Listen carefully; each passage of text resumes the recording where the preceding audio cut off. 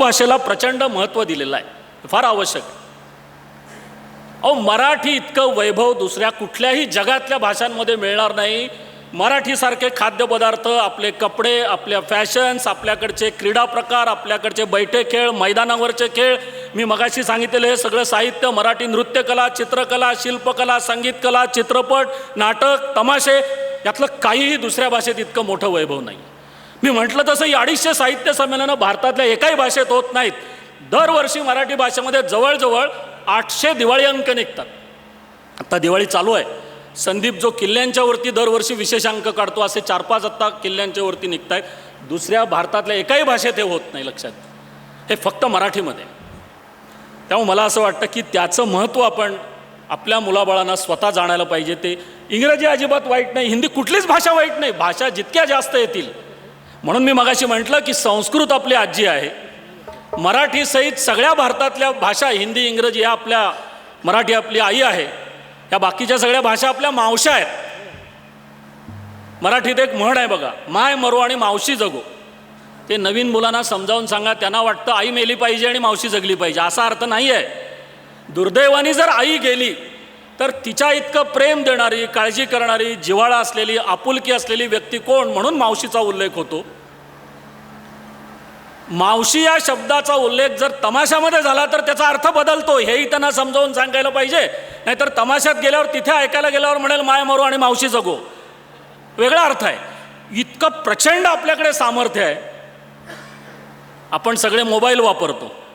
आत्ता दिवाळीमध्ये व्हॉट्सॲपवरती एक संदेश आला होता, मेसेज आला होता. संदेश म्हटल्यावर कळणार नाही काही जणांना. मेसेज आला होता की 2 लहान मुलं रडत असतात घरातली. का रडतात? वडिलांनी विचारलं की का रडताय तुम्ही?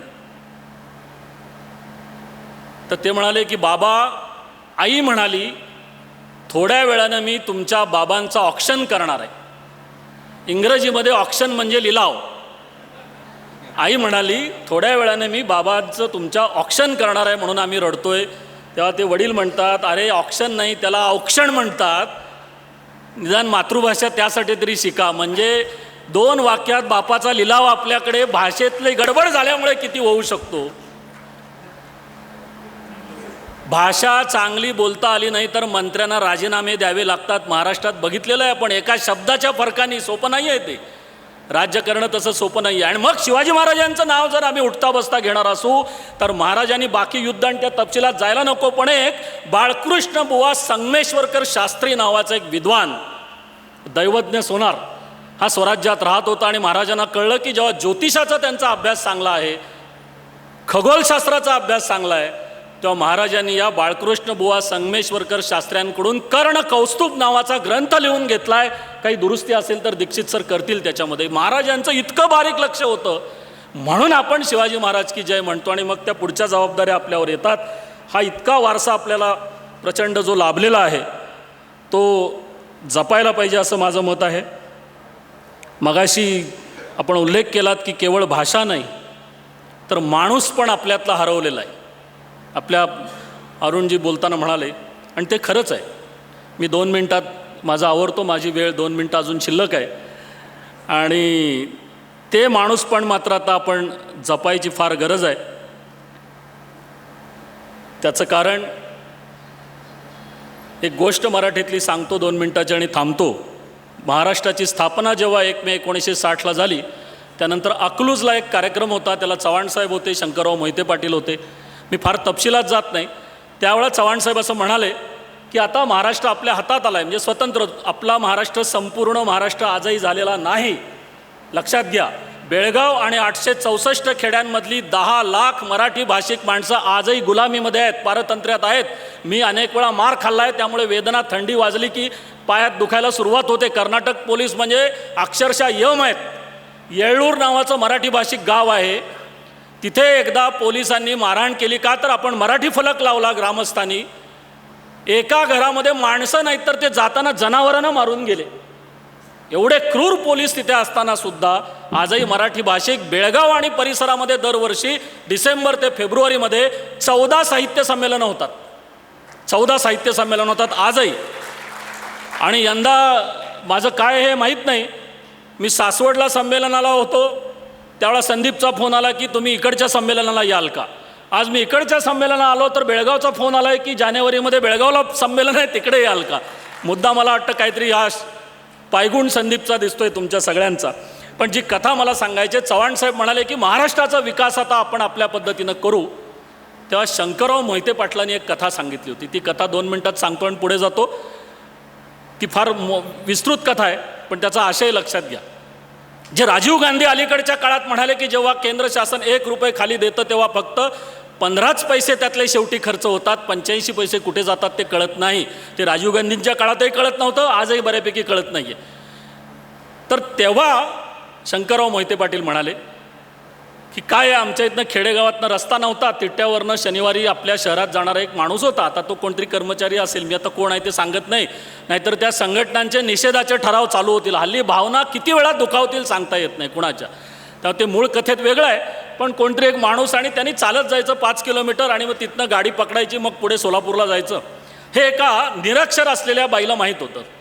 ती म्हणाली की तुम्ही जाताय, माझा मुलगा सोलापूरला आहे, तर त्याला एवढा डबा द्याल का. तर ते म्हणाले की काय आहे डबा. नाही, लाडू आहेत मुलाला खायला, तो हॉस्टेलला राहतो, तेव्हा लाडू दिलेत. पण बाई निरक्षर असल्या तरी अडाणी नव्हत्या. आपण पुन्हा एक चूक करतो की जे शिकलेले नाहीत त्यांना अडाणी म्हणतो. हा अडाणीपणा आपल्या शिकलेल्यांचा आहे. हे समजावून घ्यायचं असेल तर भाजी मागायला तुम्ही जावा, भाजी बाजारात काही आपलं चालत नाही, त्या परफेक्ट हिशोब करतात. ते निरक्षर असतात, त्यांना अक्षर ओळख नसेल, पण अडाणी अजिबात माणसं नाहीत. तर ती बाई त्यांना म्हणाली की आत लाडू आहेत काय, गुरुजी असतील, फार विश्वास, गुरुजींच्यावर विश्वास फार सगळ्यांचा. आणि आत एक कागद लिहून पाठवला आहे, म्हणजे चिठ्ठी आहे, कुणाकडनं तरी लिहून घेतली. गुरुजीने तर वाटेत थोडा वेळ अंतर गेल्यावर तहान लागली, भूक तर लागली, ऊन झालेलं. काढून बघितलं तर त्या कागदावर आजीबाईने बरोबर लिहून घेतलं होतं की अमुक मुलाला आपल्या आशीर्वाद सगळं. गुरुजी येणार आहेत कळलं म्हणून 20 लाडू पाठवलेले आहेत. आता त्या कागदावर 20 आल्यामुळं रेकॉर्डवर आलं ना हे सगळं. गुरुजींना तर भूक लागलेली, काय करायचं. गुरुजी पण हुशार होते, डीएड बीएड काय वाया गेलेलं नव्हतं त्यावेळा. गुरुजींच्या लक्षात आलं की डबा आपण बंद करूया आणि डबा हलवूया जरा. बरं, त्यावेळा लाडवात भेसळ नव्हती तुपाची, त्यामुळे लाडू फुटत नव्हता. पण लाडवातला थोडा थोडा रवा, थोडी साखर असं बाजूला व्हायचा. असा 1-1.5 लाडवाचा ऐवज बाजूला झाल्यावर तो खाल्ला गुरुजींनी, पाणी प्याले बरोबरचं आणि ते पुढे चालायला गेले. लाडू 20च्या 20 आहेत तसेच आहेत. चिठ्ठीत लिहिलेला डेड स्टॉक बरोबर आहे, त्या मुलाला दिले तेव्हा 20 होते बरोबर आहे. शंकरराव मोहिते पाटील म्हणाले असा विकास जर झाला तर पंचायत होईल की लाडू बरोबर आहेत पण वजन कमी झालेलं आहे. लक्षात घ्या, हे आजही तुम्हाला अनुभवाला येईल. पण त्याच जिल्ह्यामध्ये अशी एक घटना घडली की एका माऊलीला मुलाचा निरोप आला की माझी फी भरायची राहिली आणि तू पैसे पाठवले नाहीस अजून. ती वारकरी होती बाई, विठ्ठलावर इतकी भक्ती, आषाढी कार्तिकी दोन्ही करायची. आणि मग तिला लक्षात आलं की आता सगळ्या जगाच्या अडचणी सोडवणारा विठ्ठल जर असेल तर माझी एक कुठं 100-200 रुपये फी भरायच्या मुलाची तेवढी अडचण का सोडवणार नाही. म्हणून तिने एका बाईकडून पोस्टकार्ड लिहून घेतलं विठ्ठलाच्या नावावरतीच आणि विठ्ठलाचाच पत्ता टाकला आणि पोस्टकार्ड पाठवलं की असा असा मुलगा इथं शिकतोय, त्याला ही फीची अडचण. तर पोस्टकार्ड ते पोस्टात गेल्यानंतर त्या पोस्टमास्टरनी वाचलं, त्यांच्या लक्षात येईना की विठ्ठलाच्या नावावर बाई इतकी भक्तिभाव आहे आणि विठ्ठलाच्या नावावर पत्र जाणार कसं. ते आधी तिथं बडवे त्यांच्या ताब्यात नात जाणार कसं आणि विठ्ठल वाचणार काय आणि तिचं कसं काय. म्हणून त्याने ठरवलं की अडचण काय आहे. मागे लिहिलं होतं की या मुलाची एवढी फी तटलेली आहे, ती भरायची आहे. आपल्याकडं त्या काळात चांगल्या कामासाठी वर्गण्या गोळा करायची पद्धत होती. मला काय म्हणायचं ते तुम्हाला कळलेलं आहे. त्या पोस्टमास्टरनी आपल्या सगळ्या कर्मचाऱ्यांना गोळा केला आणि म्हणाले की याला 100 रुपये पाहिजेत, तुमचा माझा पगारही कमी, आपल्याला जेवढे जमतील तेवढे गोळा करून देऊ. 80 रुपये जमले, त्यांनी 80 रुपये पाठवून दिले, त्या मुलाला मिळाले. पण त्या मुलानं पुन्हा आईला कळवलं की मी 100 रुपये मागितले होते आणि तू 80च पाठवलेस, तर आता 20 रुपये कुठनं आणू. पुन्हा ती आई पत्र लिहून घेते एकाकडनं, विठ्ठला मी तुला पत्र पाठवलं, पैसे पाठव म्हणून, ते पत्र तुला मिळालं कारण 80 रुपये तर मुलाकडे गेलेले आहेत. पण आता तू जगाला सगळं देतोस आणि माझ्यासाठी 20 रुपये कुठं कमी पडले असं त्या पत्रात म्हटलं.